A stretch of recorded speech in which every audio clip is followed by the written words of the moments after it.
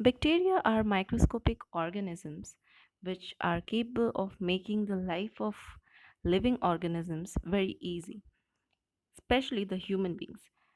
For the human beings, these bacteria they play a very vital role in the field of agriculture in the form of nitrogen fixation. We are aware that the amount of nitrogen present in the atmosphere is the largest, but the atmospheric nitrogen cannot be used by the plants in that form.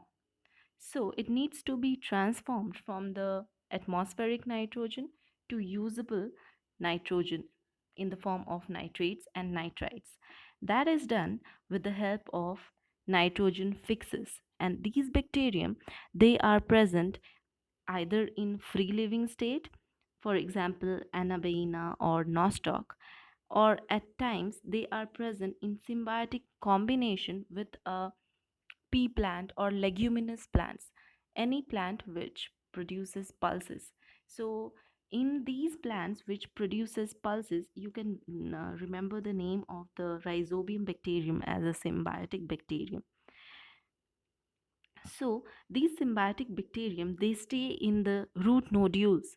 If you take out the root or you try to just see the roots of pea plant or any leguminous plant, you will see that these kind of circular nodules are present. These globular structures are the ones which has presence of rhizobium bacterium, and this rhizobium bacterium is present in the root nodules and forming or transforming the atmospheric nitrogen into usable nitrogen or ammonium for the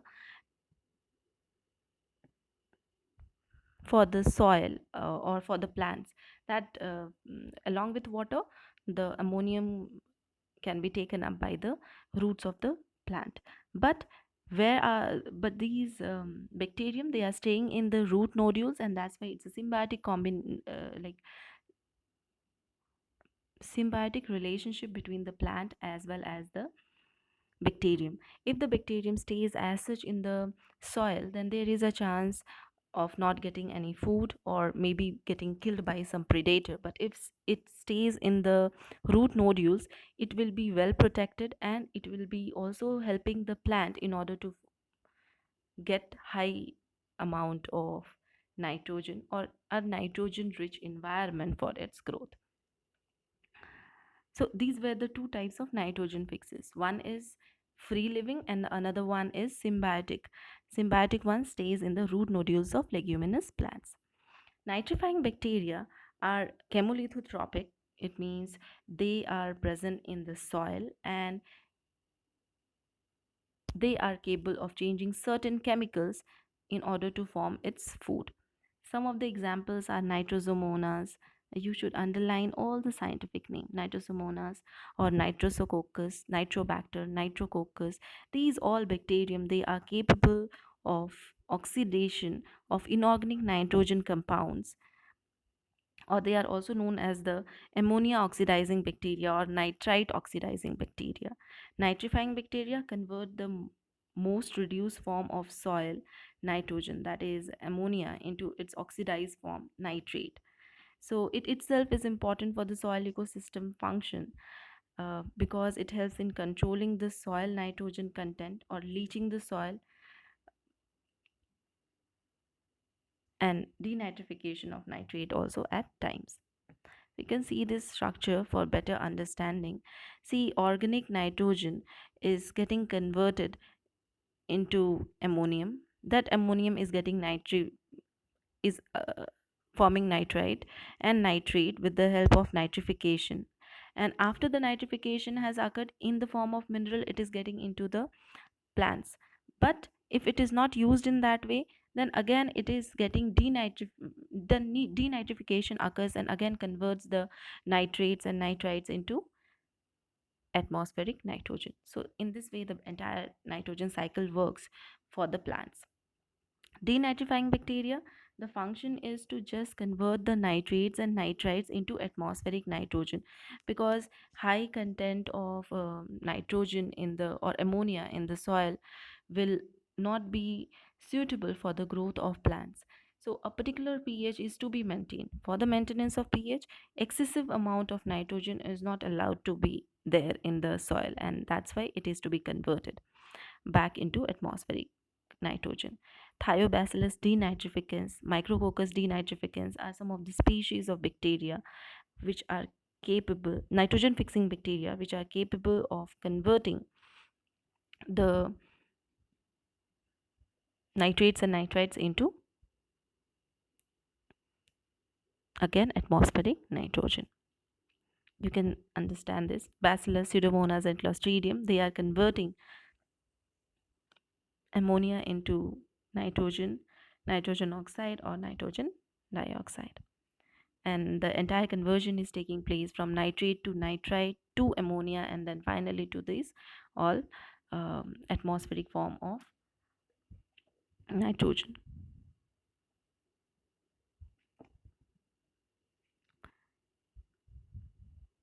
Bacteria are also used in the field of industries, and they are very important for the industries because they help in formation of most of the food items, like the cheese, for example. It is how is cheese made? At first curd is made, and after making curd, that curd is again mixed with some other bacterium in order to let it become much more ripened, and after ripening it is used as cheese.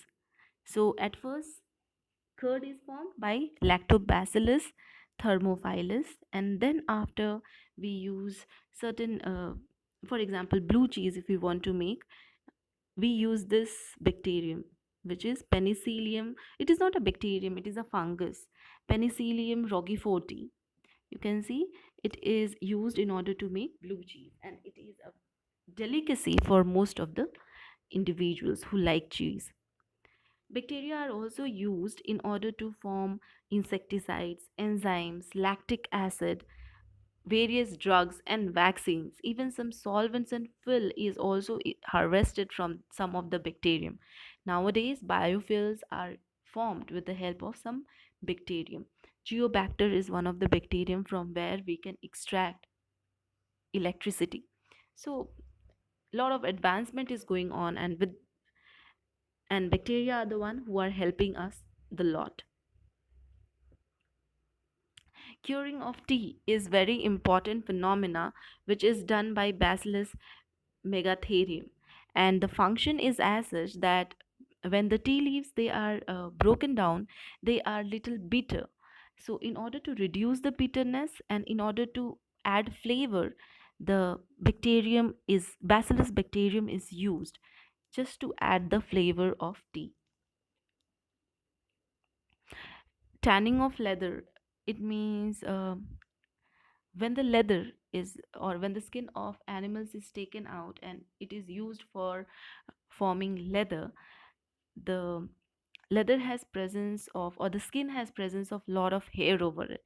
Here is hair, and the second layer of the, or the cutinous layer of the skin is also removed, and for that there is use of Bacillus aspergillus, and these bacterium help in pre-tanning.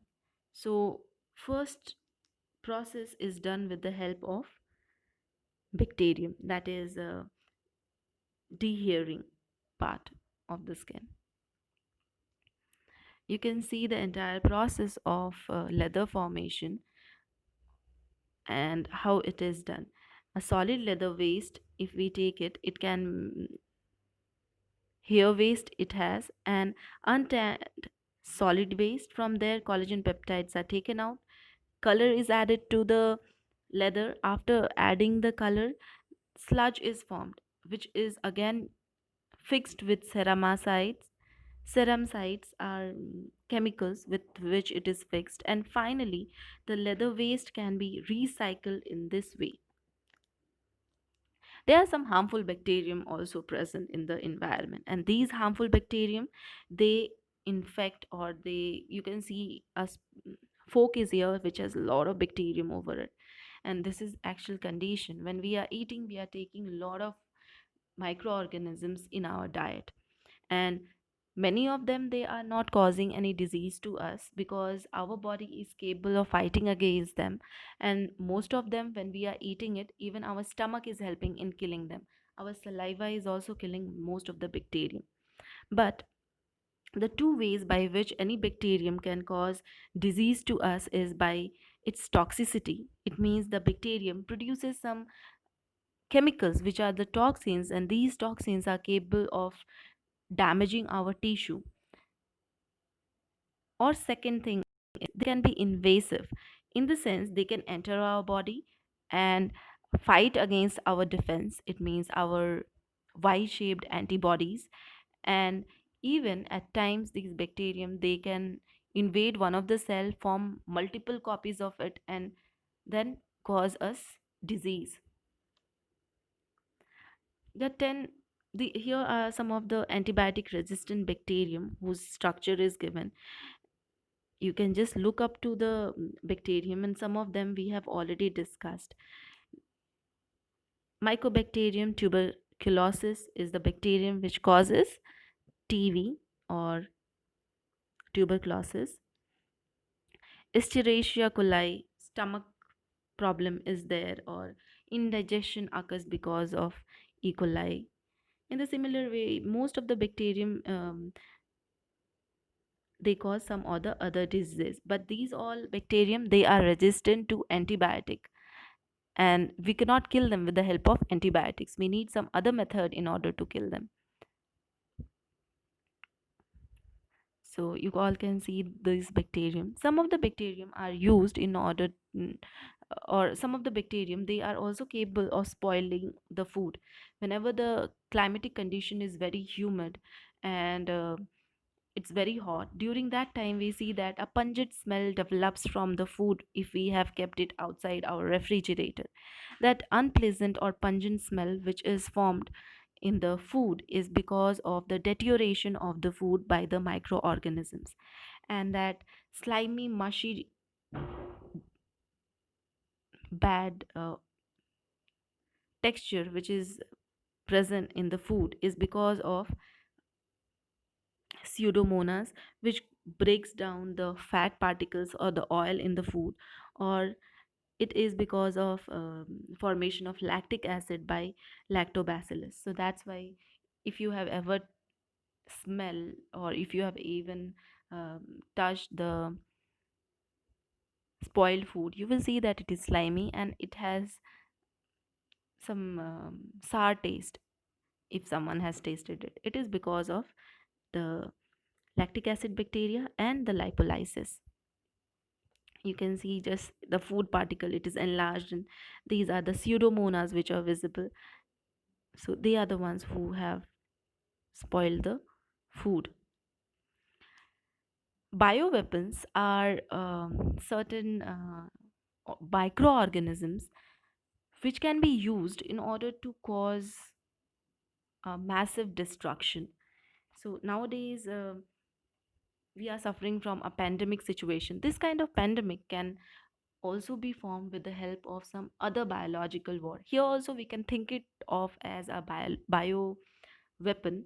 If we think that coronavirus, if we just use coronavirus intentionally in order to kill some countrymen, at that time it will become a bio weapon. So any virus or any microorganism or any bacterium, if it is used in order to cause destruction to a huge number of population just for rivalry, it is known as a bioweapon. So what are the characteristics of bioweapon? First of all, it should be a biological agent. It should be either a virus, bacteria, or fungi, and it should be capable of causing harm to the human beings in various ways. First way is by high infectivity. It should be capable of causing infection to the human beings. High virulence, it should cause disease to the individual, and there should be no vaccine available to the disease, so that individuals or the people whom, or any country to whom the bioweapon has been used, they cannot survive it. And there should be a proper delivery system. It means if a disease is to be, or if a bacterium is to be transferred from a particular country to another country, then it has to be transferred with a planned way. Think that someone wants to infect or cause cholera to a particular country.